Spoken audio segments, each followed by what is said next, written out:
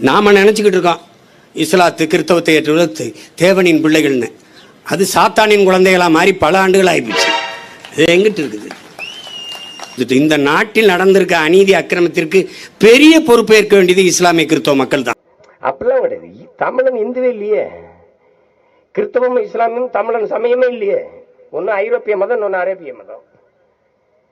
சமயம் என்னுடைய சமயம் சைவம், என்னுடைய சமயம் மாலியம், என்னுடைய சமயம் சிவசமயம்.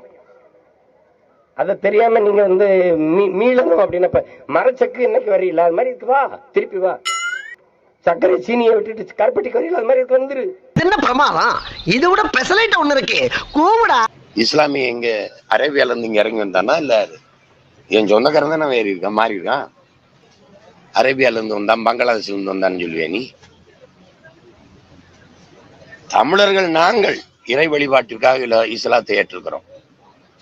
இஸ்லாமியர் நாங்க தமிழர் ஆகல, தமிழர்கள் நாங்க ஏற்றிருக்கிறோம்.